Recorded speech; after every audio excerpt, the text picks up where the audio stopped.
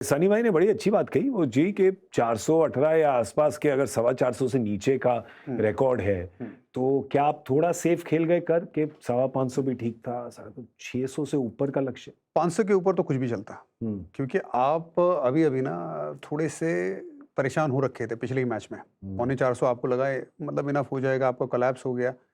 तो आप चाहते थे कि गेम से एकदम ही बाहर कर देना, कि मतलब जीत के बारे में इंग्लैंड सोचे ही नहीं, तो आप थोड़ा ज़्यादा चले गए, 600 चले गए।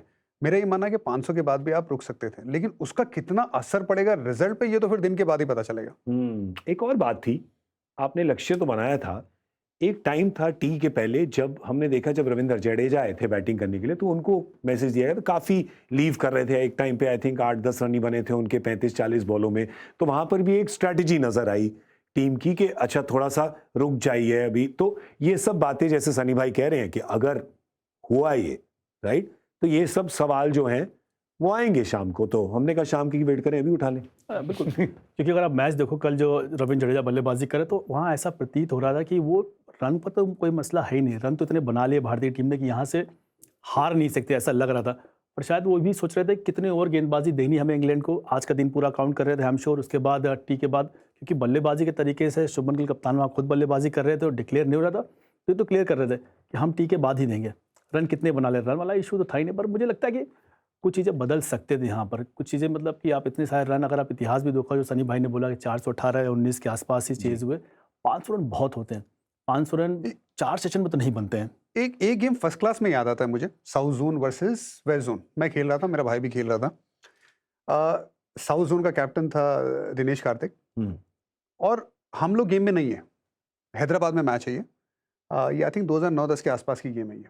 वो वर्ल्ड रिकॉर्ड गेम है। आई थिंक फर्स्ट क्लास में आज तक इतना रिकॉर्ड चेस कभी नहीं हुआ है ऑन द लास्ट डे। ऐसी गेम आ गई कि जब दिनेश कार्तिक ने डिक्लेयर किया एज ए कैप्टन, तो करीबन 535 या 530 के आसपास, एग्जैक्ट स्कोर मुझे याद नहीं, लेकिन 500 के ऊपर ही 100% है।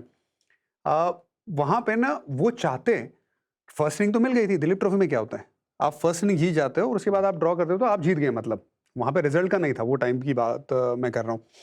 अब हमें मौका मिला, यूसुफ पठान हमारे बड़े भाई साहब ने 100 बनाए पहले मैच में, पहली इनिंग में। सेकंड इनिंग में 200 बना दिया।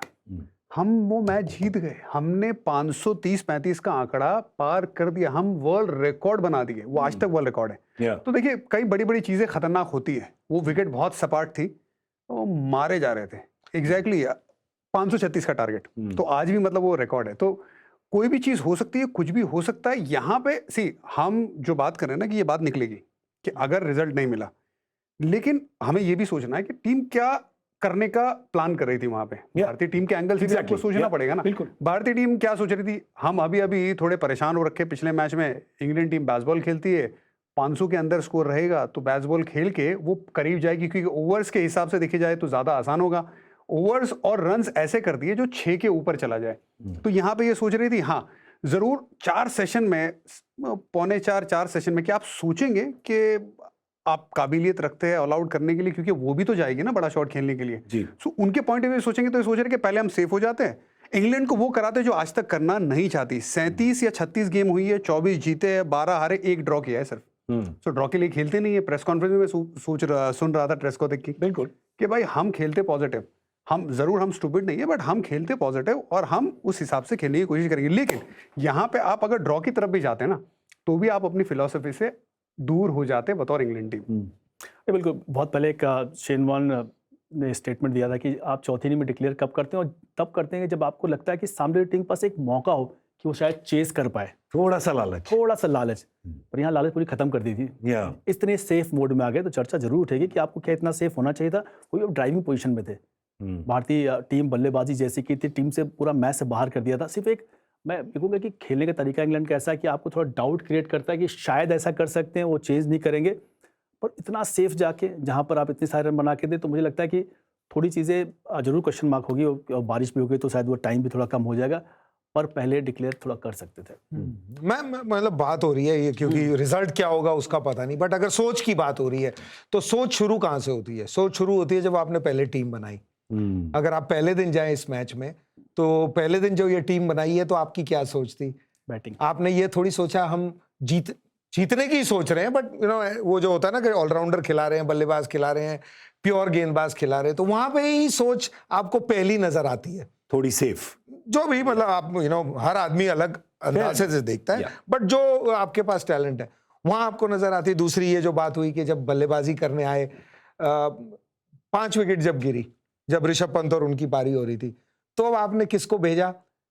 पिछली इनिंग में किसी और को भेजा था जो आउट हो गए थे, तो उस टाइम भी सोच ये लग रही थी कि अरे यार वो फॉर्म में नहीं है, या वो एक ही मैच खेला है तो वो तेज नहीं खेल पाएगा, लेकिन जो खेले वो अलग। और जब डिक्लेरेशन दिया, आई थिंक फिर भी वही सोच आ गई ना वापस। ये आप नहीं सोच रहे कि जीतने का बेस्ट तरीका क्या है, फर्क सोच का ही है। खेली भारतीय टीम इस दौरे में इंग्लैंड से बेहतर है, इसमें कोई डाउट नहीं। पहले टेस्ट मैच के भी शाम को चौथे दिन जब आप उस पोजीशन में थे, 350 400 और 2 ही डाउन थे, तब भी आप जो सोच रहे थे, प्रदर्शन पे नहीं जा रहा, क्योंकि खेल है, किस दिन आप जीतोगे हारोगे, लेकिन ये बात तो पक्की है कि आपकी सोच जो है, आप पहले जीत नहीं सोच रहे। जैसे इंग्लैंड की बात होती है कि इंग्लैंड पहले जीत सोच रही है, फिर हार सोच रही है और फिर ड्रॉ सोच रही है। अब सही है गलत है वक्त बताएगा।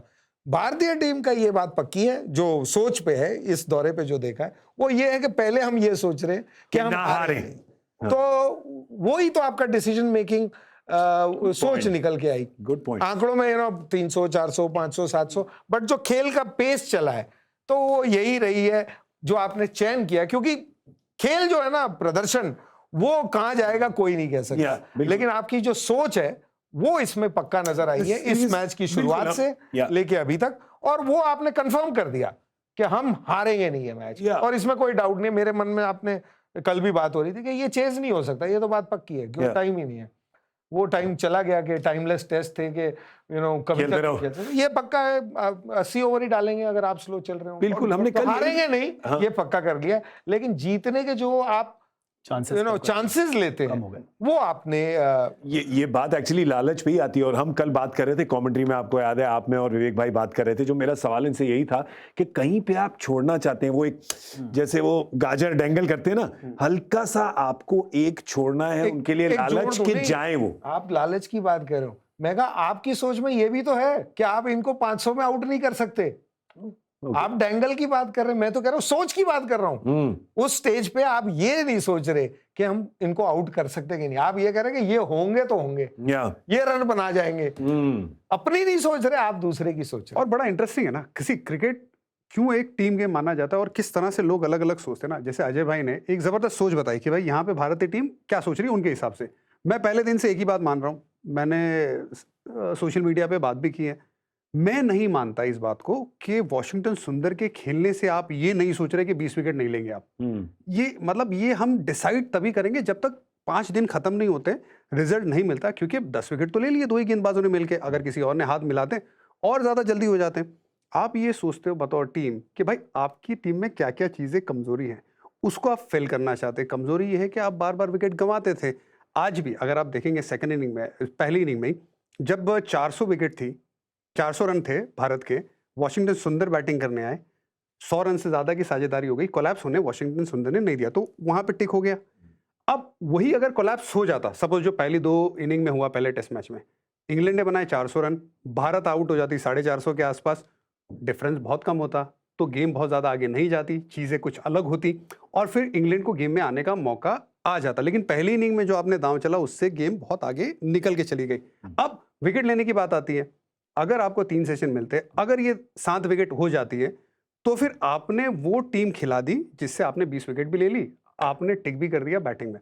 तो मेरे सोचने का तरीका वैसा है जो पहले दिन से और आज भी वही हुआ। अगर हार भी गए यहाँ से, अगर ड्रॉ भी हो गया, तो भी मेरा ये नहीं मानना कि वॉशिंगटन सुंदर ने आपने खिलाया है और आप ये नहीं सोच रहे कि आप 20 विकेट निकालेंगे। बिल्कुल आप सोच रहे, तभी तो आप किसी को खिलाते हो। तो दिस इज माई थिंकिंग। सब अलग अलग सोचते हैं और होना भी चाहिए। This is the beauty of the game. इसीलिए तो अलग कप्तान बनाते हैं। आप अलग कप्तान क्यों बनाते हैं या अलग कोच क्यों बनाते हैं कि उनकी सोच पे होता है। रिजल्ट तो देखिए कभी आपकी तरफ जाएगा, कभी नहीं जाएगा। बिल्कुल। और दो पहलू खेल में हमेशा रहेंगे। अभी पठान साहब की बात अगर मैंने, जबरदस्ती होता है ना कि काटनी है, तो ये कहेंगे भाई रविंद्र तो पहली इनिंग में उस मैच में भी आउट नहीं हुआ था, आउट बैट्समैन हो गए थे, गिल ने 250 बनाए इसलिए हुआ, तो वो तो चलता ही चला जाएगा। मतलब उसमें ऐड कर दो कि वॉशिंगटन सुंदर खेला है, पर उसके लिए हमें 400 550 रन चाहिए, तब जाके वो 20 विकेट निकलेंगे। हाँ मतलब वही है। और उसका रीजन ये तो और उसका रीजन ये भी है कि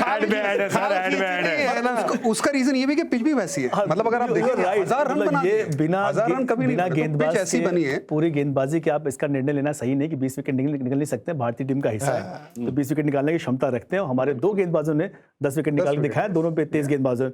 अगला एक गेंदबाज थोड़ा और स्पार्क तरीके से कर जाए, उसमें स्पिनर खेल लीजिए या हमारे प्रसिद्ध कृष्णा, तो हम 10 विकेट निकाल सकते हैं। ये तो और प्रश्न ये है ना कि 2 पहलू थे जो आपने इसमें बोला ना कि पहले मैच में हमने 2 चीजें आइडेंटिफाई की, एक तो कोलैप्स और दूसरा 20 विकेट कैसे निकलेंगे। तो कोलैप्स का पार्ट तो पहले टिक करने गए हो और इस थॉट पे भी थे कि कोलैप्स का पार्ट हम टिक कर रहे हैं, कोलैप्स नहीं होगा, जो हुआ नहीं, जो हमने सेव कर लिया और जो हमने खिलाया है और उस पर होप कर रहे हैं कि 10 विकेट निकाल देंगे 3 सेशन या 4 सेशन में। बिल्कुल, और उसके पीछे प्लानिंग जाती है। अब छोटी एक और बात, रविंद्र जडेजा आए, नीतीश कुमार रेड्डी पहले इनिंग में आगे आए थे। मैं जब मैच देख रहा था मैं ये सोच रहा था, अच्छा यार ये स्लो खेल रहा है लेकिन क्यों भेजा होगा। अब हमें तो डायरेक्ट कम्युनिकेशन नहीं है, क्यों।